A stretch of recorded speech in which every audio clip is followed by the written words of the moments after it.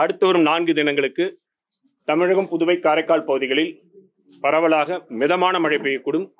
கனமழை எச்சரிக்கை பொறுத்தவரையில் அடுத்து வரும் 24 மணி நேரத்திற்கு டெல்டா மாவட்டங்கள் செங்கல்பட்டு, விழுப்புரம், அரியலூர், தஞ்சாவூர், புதுக்கோட்டை ஆகிய மாவட்டங்களில் ஓரிரு இடங்களில் கனமழைக்கான வாய்ப்பு உள்ளது.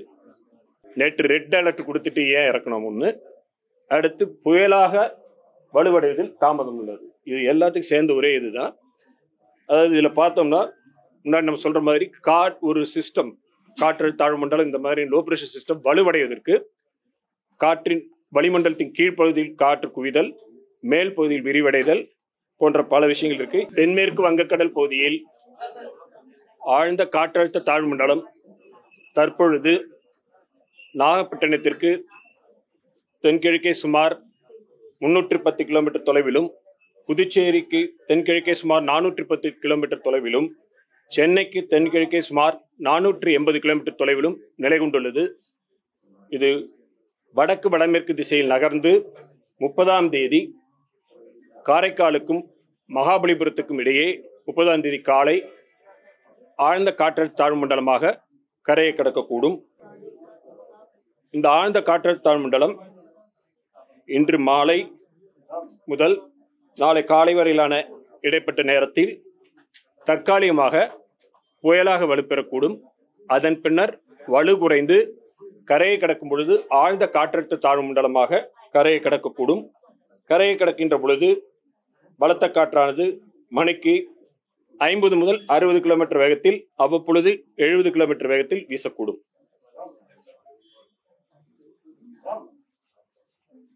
இதன் காரணமாக அடுத்து வரும் 4 தினங்களுக்கு தமிழகம், புதுவை, காரைக்கால் பகுதிகளில் பரவலாக மிதமான மழை பெய்யக்கூடும்.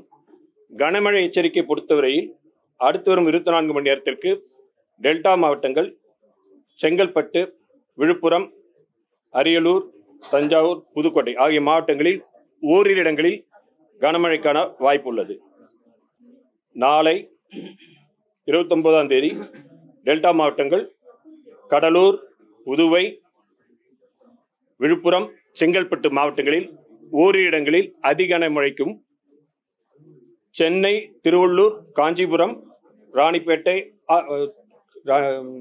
அரியலூர், தஞ்சாவூர் ஆகிய மாவட்டங்களில் ஓரிரு இடங்களில் கனமுதல் மிக கனமழையும், ராணிப்பேட்டை, திருவண்ணாமலை, கள்ளக்குறிச்சி, பெரம்பலூர், திருச்சிராப்பள்ளி, புதுக்கோட்டை, சிவகங்கை மற்றும் ராமநாதபுரம் ஆகிய மாவட்டங்களில் ஓரிரு இடங்களில் கனமழைக்கு வாய்ப்புள்ளது.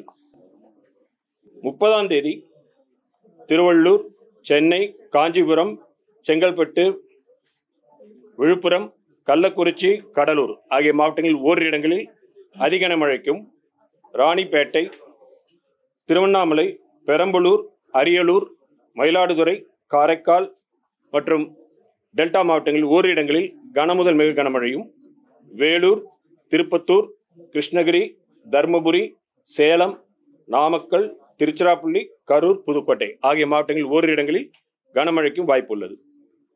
1ஆம் தேதி மேற்கு தொடர்ச்சி மலையொட்டியுள்ள நீலகிரி, கோவை, ஈரோடு, திருப்பூர், திண்டுக்கல் மாவட்டங்களில் ஓரிரு இடங்களில் கனமுதல் மிக கனமழையும், கிருஷ்ணகிரி, தர்மபுரி, சேலம், நாமக்கல், கரூர், தேனி, மதுரை ஆகிய மாவட்டங்களில் ஓரிரு இடங்களில் கனமழைக்கும் வாய்ப்புள்ளது. தரைக்காற்றுக்கான எச்சரிக்கை பொறுத்தவரையில் இன்று முதல் நாளை மாலை வரை வட தமிழக கடலோர மாவட்டங்கள் மற்றும் புதுவை, காரைக்கால் பகுதிகளில் பலத்த தரைக்காற்றானது மணிக்கு 45 முதல் 55 கிலோமீட்டர் வேகத்தில், அவ்வப்பொழுது 65 கிலோமீட்டர் வேகத்தில் வீசக்கூடும். நாளை மாலை முதல் 30ஆம் தேதி மாயம் வரை வட கடலோர தமிழக கடலோர மாவட்டங்கள் மற்றும் அதை ஒட்டியுள்ள பகுதிகள், புதுவை, காரைக்கால் பகுதிகளில் பலத்த தரைக்காற்றானது மணிக்கு 50 முதல் 60 கிலோமீட்டர் வேகத்திலும், அவ்வப்பொழுது 70 கிலோமீட்டர் வேகத்திலும் வீசக்கூடும். மீனவர்கள் 30ஆம் தேதி வரை கடலுக்கு செல்ல வேண்டாம் என்று அறிவுறுத்தப்படுகிறார்கள். வடகிழக்கு பருவமழை பொறுத்தவரையில் தமிழகம், புதுவை, காரைக்கால் பகுதிகளில் கடந்த அக்டோபர் 1 முதல் இன்று வரையான காலகட்டத்தில் பதிவான மழையின் அளவு 350 மில்லிமீட்டர். இந்த காலகட்டத்தின் இயல்பளவு 346 மில்லிமீட்டர். இது இயல்பை ஒட்டியுள்ள அளவாகும். தற்பொழுது 2 விஷயங்கள் நாம பார்க்கிற பொழுது, நேற்று ரெட் அலர்ட் கொடுத்துட்டு ஏன் இறக்கணும் ஒண்ணு, அடுத்து புயலாக வலுவடைவதில் தாமதம் உள்ளது. இது எல்லாத்துக்கும் சேர்ந்த ஒரே இதுதான். அதாவது இதுல பார்த்தோம்னா, முன்னாடி நம்ம சொல்ற மாதிரி ஒரு சிஸ்டம், காற்றழுத்த தாழ்வு மண்டலம், இந்த மாதிரி லோ பிரஷர் சிஸ்டம் வலுவடைவதற்கு காற்றின் வளிமண்டலத்தின் கீழ்ப்பகுதியில் காற்று குவிதல், மேல் பகுதியில் விரிவடைதல் போன்ற பல விஷயங்கள் இருக்கு. இதுல பார்க்கும் பொழுது 26, 27 தேதிகளில் நல்ல காற்றினுடைய கீழ்ப்பகுதியில் வளிமண்டலத்தில் காற்று குவிவதற்கான நிவிதை பார்க்கிறோம். நேற்று முதல் பாத்தீங்கன்னா காற்று குவிவது குறைந்துள்ளது. 28ஆம் தேதி அந்த இதுல பாத்தீங்கன்னா வளிமண்டலத்தின் மேலடுக்கில் அது காற்றினுடைய விரிவடைகிறது தொடர்ந்து நிலை கொண்டிருக்கிறது. அதனால மேல இன்னும் சிஸ்டத்துக்கு இன்னும் ஃபேவரபிளா இருக்கு. கீழ்ப்பகுதியில் குறைந்திருக்கிறது. விண்ட் ஷேர் என்று சொல்லக்கூடிய காற்றின் திசை மாறும் மற்றும் காற்றின் வேகம் மாறக்கூடிய பகுதி, அது இந்த ஆழ்ந்த காற்றழுத்த தாழ்வு மண்டலத்தின் மைய பகுதியில் சாதகமாக, அந்த கிரீன் கலர் இருக்கிறது, சாதகமாக இருக்கிறது. ஆனால் நிலப்பகுதி ஒட்டியுள்ள பகுதியில் அதிகமாக இருக்கக்கூடிய காரணத்தால் கன்வெக்ஷன், அந்த காற்று, அந்த மேகக்கூட்டங்கள் உருவாகுவது குறைந்துள்ளது. மேலும் அந்த நகர்வு, அதனோட நகர்வு பார்த்தீங்கன்னா நேற்று 13 கிலோமீட்டர்லேருந்து கிட்டத்தட்ட நிலையாகவே வெகு சிக்னிபிகண்டா அதனுடைய மூவ்மெண்ட் குறைஞ்சிருக்கு. சிஸ்டம் நல்ல டெவலப் ஆகும் பொழுது, அது நகரும் பொழுது, சற்று நகர்ந்தால் நமக்கு அதற்கு செல்லக்கூடிய ஃபீல்டர் பாயிண்ட்ஸ்ல இருந்து நேற்று முன்தின மழை கிடைத்திருந்தது. சிஸ்டத்துடைய மூவ்மெண்ட் குறைந்து விட்டது. அதனுடைய கன்வெக்ஷன்ஸ் குறைஞ்சதன் காரணமாக நேற்று அவ்வளவு குறிப்பிட்ட அளவுக்கு எதிர்பார்த்த அளவுக்கு மழை நிகழவில்லை.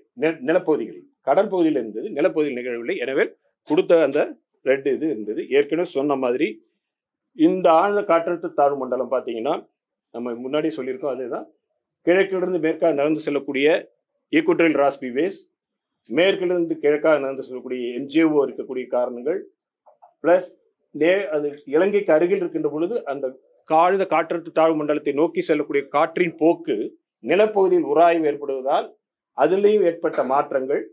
மேலும் வட திசையில் அது நகர முடியாத அளவிற்கு ரிட்ஜ் என்று சொல்லக்கூடிய 2 எதிரெதிர் திசையுடைய காற்றின் போக்கு இருக்கின்ற காரணத்தினால் இந்த மல்டி ஃபேக்டர்ஸ், முன்னாடி திருப்பி சொல்ற மாதிரி வெவ்வேறு காரணங்களால் நகர்வின் வேகம் குறைந்திருந்தது. வளிமண்டலத்தின் கீழ்ப்பகுதியில் காற்று குவிதல் குறைந்திருக்கிறது. அதனுடைய காற்று திசை மாறும் பகுதி நிலப்பகுதியை ஒட்டியுள்ள பகுதியில் அதிகரித்தது. காற்று அதற்கு சிஸ்டத்துக்கு செல்லக்கூடிய காற்றின் போக்கில் அந்த ஸ்ரீலங்கா பகுதியில் ஏற்பட்ட மாறுதல் காரணமாக, அதன் நகர்வில் ஏற்பட்ட குறைவு காரணமாகவும் மொத்தமாக பார்க்கும் பொழுது அது புயலாக வலுப்பெறுவதிலும் தாமதம் ஏற்பட்டது. அதன் ஒட்டி ஏற்படக்கூடிய மழையிலும் எதிர்பட்ட காரணத்தால் நம்ம அந்த இதெல்லாம் ரிடியூஸ் பண்ணுவோம். ஓகே, காற்று முறிவு தமிழ்ல மாத்திக்கிறதா நீங்க சொல்லலாம். பட் காற்று திசையோ வேகமோ அல்லது இரண்டுமே மாறுவது, அது வளிமண்டலத்தின் கீழ்ப்பகுதியிலிருந்து மேல் பகுதிக்கு செல்லும் பொழுது இன்னும் டைரக்ஷன் மாறணும், இல்ல ஸ்பீடு மாறணும், இல்ல ரெண்டுமே மாறணும்.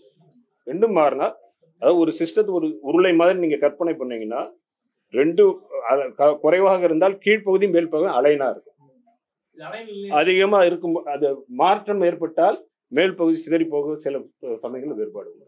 அதனால் இருக்கின்ற பொழுது குறைவு அந்த இதில் மாற்றங்கள் இருக்குனால் நிலத்துக்கு அருகில் வருகின்ற பொழுது கிளவுட் டெவலப்